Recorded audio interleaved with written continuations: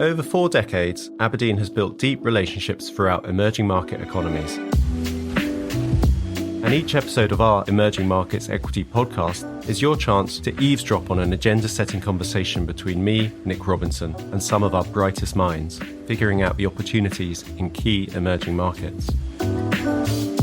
Search for the Emerging Markets Equity podcast from Aberdeen. That's ABRDN, wherever you get your podcasts. It's a dream of everybody's to think about get rich quick. I think we'd all like to buy that lottery ticket that wins, but millions of other people are buying lottery tickets too. It's better to think about investing as a journey where sometimes you're going to make a little money, sometimes you're going to lose a little money, but if you're invested for the long haul and if you've given it some thought, it should be where you slowly over time grow a pot of money as opposed to double it or triple it overnight. Hi, and welcome back to Stocks for Beginners. I'm Phil Muscatello. My guest today has reinvented herself a number of times. With a math degree from MIT, to Wall Street trader at JP Morgan, to entrepreneur, author, board member and Oxford University Associate Fellow, Terri Duhon's career path has been non-linear, non-traditional and an inspiration to many women and minorities who've learnt about forging a path in an industry that's been dominated by the pale and the male. Hello, Terri. Hi, hey Phil, how are you? Really good, thank you. Thank you very much for joining us today. I hope to get a few insights from you and especially about a couple of aspects of your career. So can we just go back a little bit in time? When you were working at JP Morgan, I know this is a podcast for beginners, but you were working with what were quite exotic derivatives. Can you kind of just give us a brief overview of what they were like for people who are just have got not a lot of experience in the share market and the stock market? Yeah, so because a lot of finance is about vocabulary, and what is true is that many people get nervous about new words and new vocabulary and feel a little uncomfortable. But, derivatives they're contracts. They're agreements between two people to make payments or receive payments based on certain events that happen on other financial instruments. So, for example, if a stock price moves in a certain direction or moves a certain amount in a certain period of time, one person will make a payment to another person, kind of thing. That's probably the most basic example. And of course, you described that I worked on much more exotic, and so that they can get more complex. You can put packages of derivatives together, or you can add certain things to the agreement about the payments that need to be made that make the events that have to occur slightly more complicated. But ultimately, the basic premise still exists, which is generally about an agreement between two entities that one makes a payment to the other or they make payments to each other based on different events occurring in the marketplace.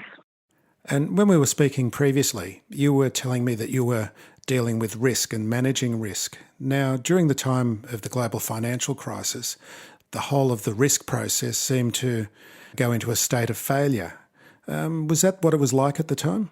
So first off, I was a trader on Wall Street, and I talk about myself as a risk manager because when I was hired at JP Morgan in the early 90s, my title wasn't actually trader, although in many other firms it would have been trader. My title was really risk manager. My job as a trader was to manage the risk that flowed through my books, the risk that I had to take on behalf of clients or on behalf of the bank. In fact, I was quite curious as to who these other people were that called themselves traders. My job was risk manager.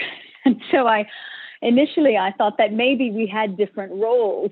And I think there is a lot in a title, because I think when you tell someone your job is to manage risk, that's what you do. When you tell someone your job is to trade, that's different from managing risk. So words do matter. What's fair to say is that risk evolves over time, and that we think we understand it and we think we understand how it's behaved in the past, but markets, people, behavior, those things evolve over time. And so even if we might have understood it in the past, we may not understand it today. Managing risk is not an exact science, really, is it? No, it's not an exact science. But I think what we do is we learn as much as we can from the past. We try to make decisions about risk that are informed, but we always know that we haven't mitigated all of the risk, and any investing of any sort is a risky activity, full stop. And you're always looking at balancing the risk you take with the return that you want to make. And, that risk-return relationship will always exist. So the bigger the return, the more risk you will be taking. The less the return, the less risk you'll be taking. And as long as you understand that every investment decision comes with risk and you understand how much risk that might be, then you're making informed decisions. It doesn't mean you won't lose money in the future, but it means you have a better understanding of how much money you could lose.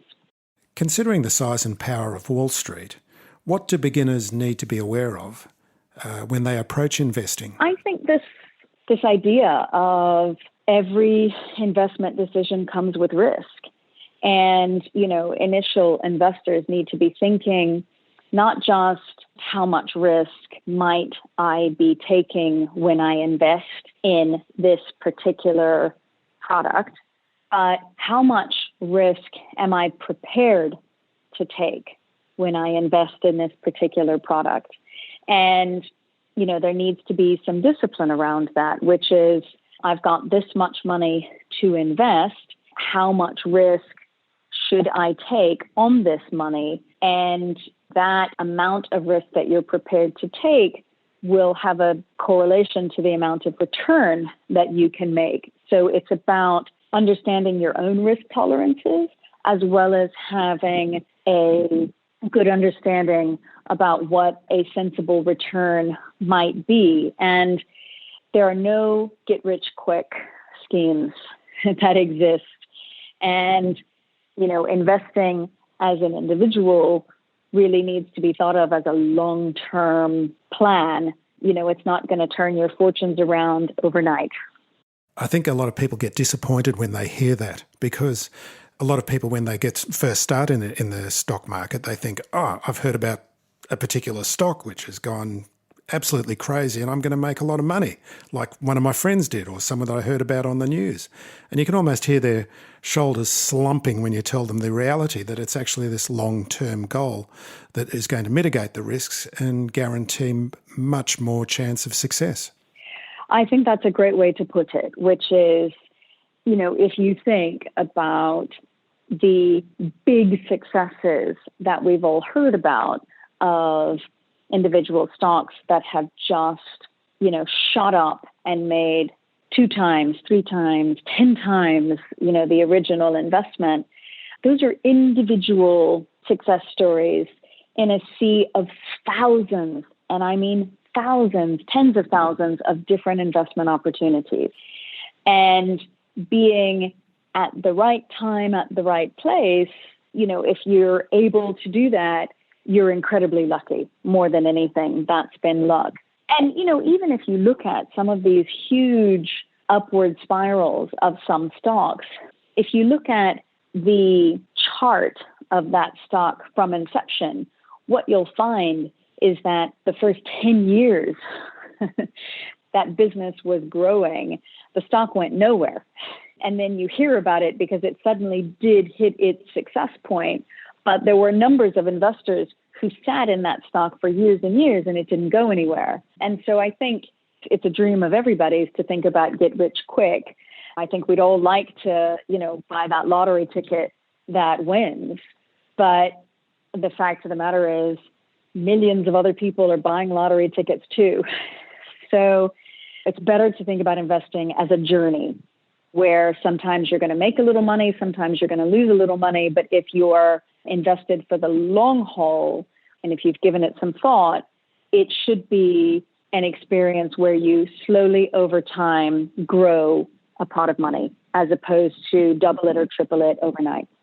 And people need to realise that we've got the best and brightest minds who've had lots of education, lots of training, who've got fantastic tools at their disposal and access to these companies everyone is trying to get an edge. And even these kind of people find it hard to make an edge that's going to outdo the market. So I think people really need a reality check about what's within their capabilities to achieve with investments. Yeah, look, nobody can predict the future, full stop. Some people may be more informed than others about what's happening inside a company or what the strategy looks like or what the cash flows look like, or they may have done more analysis. They may have done more research. They may have access to different information than you have, but they still can't predict the future. Again, it goes back to how much risk are you willing to take? And that kind of gives you a sense of how much return you should be expecting. And absolutely, we have to be reasonable and thoughtful about it. But the truth is that everybody should be thinking about this because, we all get old and we all eventually retire and we all need a pot of money to live on in retirement. So the younger you start, the better off you are. And the bigger your little pot of money starts to grow into a reasonable pot of money. Over 4 decades, Aberdeen has built deep relationships throughout emerging market economies. And each episode of our Emerging Markets Equity podcast is your chance to eavesdrop on an agenda-setting conversation between me, Nick Robinson, and some of our brightest minds, figuring out the opportunities in key emerging markets. Search for the Emerging Markets Equity podcast from Aberdeen, that's ABRDN, wherever you get your podcasts.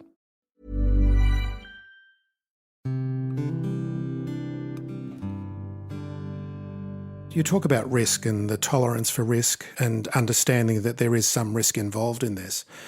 I feel need to go through a process of learning about themselves as well, because no one's going to know what it's like when you've got your, the money that you've been saving and accumulating for a long period of time. Then suddenly there's a market shock, and that's the time when a lot of people sell. And people need to understand themselves how they're going to deal with a situation like that. Do you think? Absolutely. The discipline around investing is incredibly important. The fact is that the psychology of investing, it's fundamental. It's human nature. Everybody's making money in that one stock, so you want to get in. And by the time you've heard about it, it may be at the high. So you may buy it at the highest it's ever going to be, at the most expensive it's ever going to be. Whereas you hear everybody's getting out of that stock, so you get out too. And again, you may be selling at the low. And the behavior of crowds is the concept. Another way of talking about it is the hot potato. You don't want to be the last one holding it. But, if you think about putting a framework and a little bit of discipline around your investing, if you're looking at doing something over a long period of time, so you're young and you're thinking, I want to build up a pot, either, I don't know, maybe you're thinking about retirement, maybe you're thinking about building up a pot of money to support yourself because you want to become an entrepreneur at some point. You need a little pot of money to rely on during that period. Whatever you're doing it for, you're not going to get rich quick. So it needs to be a slightly longer term thought process. And one way to think about it is investing through the cycle. Markets go up and markets go down. On the whole, though, if you look at them over a long period of time, markets generally, slowly over time go up. But they have big peaks and they have big troughs, even in that longer term trend of moving upward. And so one way to think about more long-term investing is you invest through the cycle. So you buy when the market's a bit low, you buy when the market's a bit high, you consistently put more money to work over time. If you're lucky enough to be able to identify a low or identify a high, that's great. But being able to identify those points is incredibly tough, even for the most sophisticated of investors. I remember in March 2009, after the financial crisis, where the markets were as low as they had ever been and felt like they had just fallen and fallen and fallen. And in the months before that, people were saying, it's going to bounce back, it's going to bounce back, it's going to bounce back. And in February and March of 2009, even people who had held their positions were starting to worry that this wasn't the bottom and it was only going to get worse. And being able to say that this is a low or this is a high in the midst of the rest of the market waving their arms and shouting either in excitement or in panic is a pretty tough thing to do, even for experienced investors, which is why for more long-term personal investing, a lot of people talk about investing through the cycle. You just slowly put money into the market over time, and you're not trying to pick lows, you're not trying to pick peaks or highs, you're just taking advantage of the long-term trend. And if you look at a chart of any market and you zoom out far enough, things like the global financial crisis basically disappear, and all you can see is this trend that's always going up. Yeah, and look, there are many people who might debate that and might say, actually, there's a longer cycle that we should be considering. And, maybe it won't always go up. And any one stock certainly doesn't always just go up. So that's why we start talking about the concept of diversification, right? When you talk about risk and reward, one way just to think about investing in the market is to invest in a basket of stocks or an index of stocks rather than just one stock. Because if you invest in just one stock, maybe it's Tesla. Tesla's been really sexy, very exciting. But there's nothing to say that Tesla can't go bust at some point in the future, right? And that you can't lose your money if you invest in Tesla. That is entirely possible at some point in the future. And so you reduce that risk by investing in two stocks, right? So you say, well, look, I'll invest in Tesla and I'll invest in Apple. So one might go bust, but both of them going bust at the same time, slightly less likely. And you extend that to a third stock and a fourth stock and a fifth stock, and eventually you have a basket of stocks where some go up, some go down, some may go bust, but ultimately what you're exposed to is the market moving ever upward. And where, as you say, if you zoom out, some of those, the peaks and troughs are less visible than the general trend of growth. So what's the role of asset classes in managing risk? Well, in the same way that you talk about adding individual stocks to a portfolio in order to diversify your risk away from just being exposed to one particular stock, we think about investing in different asset classes as a way of diversifying our exposure to different markets, to different asset classes. So, for example, equities, which are stocks or shares, behaves one way, and fixed income, which is, bonds, debt, behaves another way. And generally, not always, but generally, they behave differently. So the equity market might go up, the bond market might go down. Sometimes the equity market goes up and the bond market goes up. Sometimes the equity market goes down and the bond market goes down. But the longer term trend about those relationships is that, equity market might go up, bond market might go down. The longer term trend is that they slightly cancel each other out. And so one way to think about your portfolio of investments is in the same way that you think about not just investing in one stock, but investing in many stocks, because they won't all behave exactly the same. You might invest in multiple asset classes as you get comfortable, because they won't all behave the same way. In one hand, you might say, okay, I'm going to put some of my money in equities, and then I might put some of my money in debt, in treasury bonds or government bonds of some sort. Or I might put some of my money in gold. That's another asset class, commodities. Or I might put some of my money in property. That's another asset class.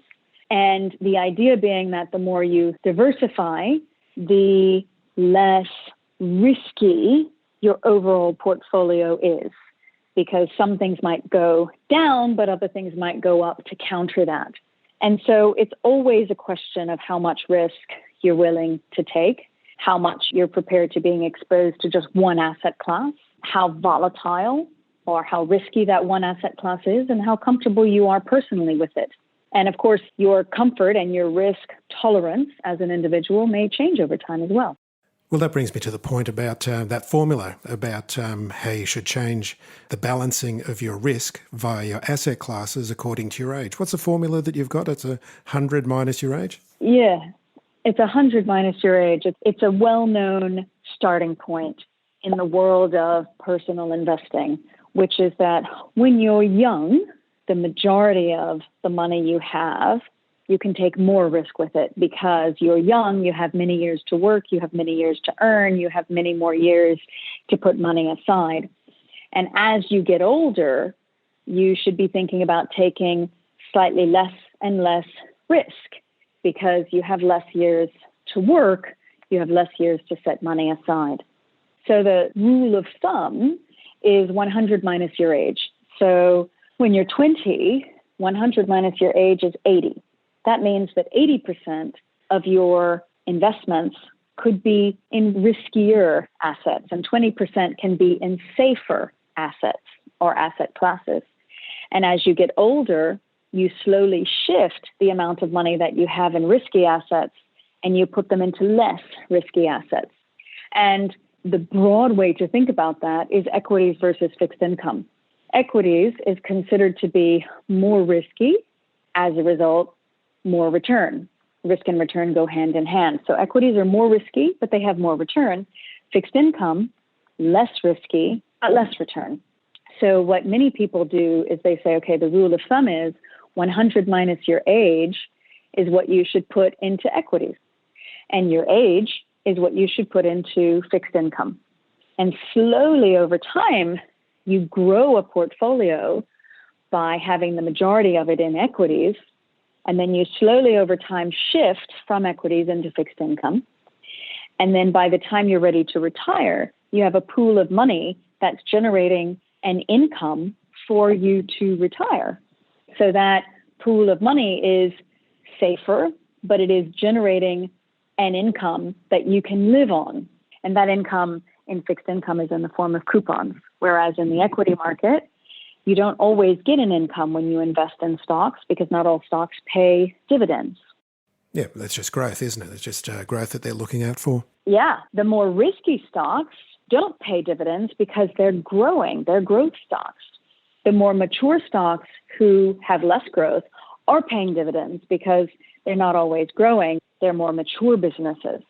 So generally, when you think about putting your money into the stock market, for many people, and of course, this depends on jurisdiction, it's very different, the UK stock market versus the US stock market, for example. But, generally in the US, we think about the stock market as growth and less dividend paying. So you're looking for growth, you're looking for risk when you look for growth. Whereas fixed income, a government, the US government, has borrowed money, and against that borrowing, they're paying coupons. So if you own US Treasuries, for example, you receive coupons, maybe monthly, maybe quarterly. It depends on what the frequency is, but you are receiving an income on your pool of money. Whereas in many cases, if you just have your money sitting in stocks, in order to get some income out of your stock portfolio, if you're not getting enough dividends, you might have to sell some of your stocks, in which case you're exposed to what level you're selling your stocks at. And of course, markets can go up, they can go down. So that's the rule of thumb. Now, does it necessarily mean that it's exactly what you should do? Absolutely not. It is a rule of thumb. It's a starting point. It kind of gives you a framework on how to think about your risk and how to think about your age and what you're trying to achieve. But it's a good framework. I think it's a simple framework. It's one we can all understand and appreciate and work around. Tailor it to your own specific circumstance. Let's talk about some people who traditionally, not that they're locked out of markets and out of investment, but they haven't naturally moved into it. And I noticed from the podcast and doing this podcast, it's very much a male interest. The most of the people listening to this podcast are male, not women. What are some of the things you say to women and also people from other cultures and minorities that mightn't be embracing investment the way that they should be? It's a funny thing. There is an unconscious bias, as far as I can tell, in most cultures and across most countries and most societies. There's an unconscious bias that women aren't good with numbers. And when you think about finance, you think about numbers. And so many women will be discouraged, either consciously or unconsciously, from entering into a space that looks analytical, that has to do with numbers, because they've somehow either internalized or been specifically told that they're not naturally very good with numbers. Now, of course, as a mathematician myself and being in the world of finance, I find that particular bias particularly offensive, and it makes me incredibly irritated. And the truth is, I have a math degree from MIT. I'm highly analytical, and yet the most math I've ever done on the trading floor was a bit of multiplication. And understanding finance, the most extreme it gets is a little bit of multiplication, maybe a little bit of algebra, tiny amounts of algebra. The truth is that there are models, there are tools that exist for anybody to get their head around the numbers. You don't actually have to do the calculations yourself. And even the most complex of derivatives that I traded, there was always someone else much smarter than me, thank goodness, who built a model for me to use. And if you can do multiplication, you owe it to yourself to become financially independent. Full stop, no matter who you are. Do not see finance as a world that's only for people who are mathematicians or good at numbers. We're all good enough at numbers to invest our own money. I encourage people, if you're uncomfortable, you need education, get advisors to think about it. But financial independence is incredibly important, and everybody should have that as their goal. And do not be intimidated by how technical or analytical the world of finance is. If you can do multiplication, you should be targeting financial independence. Full stop. Yeah, it's interesting, isn't it? Intimidation's the key word in what you're saying. Some people feel intimidated by it. I was having dinner last night with my niece and nephew, and I'm sitting there with my nephew, and he's asking, what's an option, what's a future, what's an ETF, and I was explaining to me. Then I realised my niece is sitting right next to me, and I said, well, you should be interested in this as well. And she hadn't even been listening to what we were going on, but at least now that there are tools for young people, micro-investing apps where people can start from a very young age, putting the money away, the money gets put into ETFs, and their investing is basically looked after for them. And they can take next steps with advisors, robo-advisors, start learning things, but the tools are there and available for people right now. Absolutely, they are. And, I don't want to give the impression at all that this is an area where you can go into without doing a bit of research and getting a bit of education, and in some cases, having support or advice. It is a world full of lingo. It is a world full of different opportunities. They all look and smell and feel a little bit different and need to be thought through. And everybody's personal circumstances is unique and different. And this is not something to do without thought, without a bit of research, and maybe in many cases without tools or advice. But my point is simply that it is the barriers to entry have been removed in many, many cases. And that intimidation factor of finance is really complex. I think, we need to bat the fog away and admit that, it's not as complex as it sounds.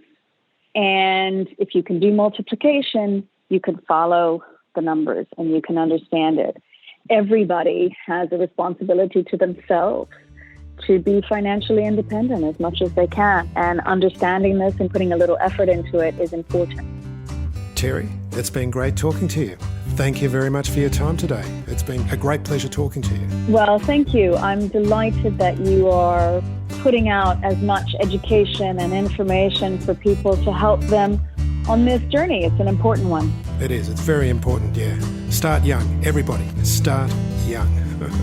Stocks for Beginners is for information and educational purposes only. It isn't financial advice, and you shouldn't buy or sell any investments based on what you've heard here. Any opinion or commentary is the view of the speaker only, not Stocks for Beginners. This podcast doesn't replace professional advice regarding your personal financial needs, circumstances, or current situation. And thanks to Christopher Soulos for music production out of Garlic Breath Studio. Music flows when the money don't.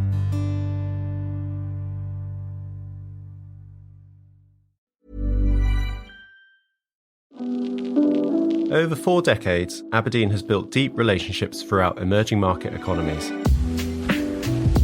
And each episode of our Emerging Markets Equity podcast is your chance to eavesdrop on an agenda-setting conversation between me, Nick Robinson, and some of our brightest minds, figuring out the opportunities in key emerging markets. Search for the Emerging Markets Equity podcast from Aberdeen. That's ABRDN, wherever you get your podcasts.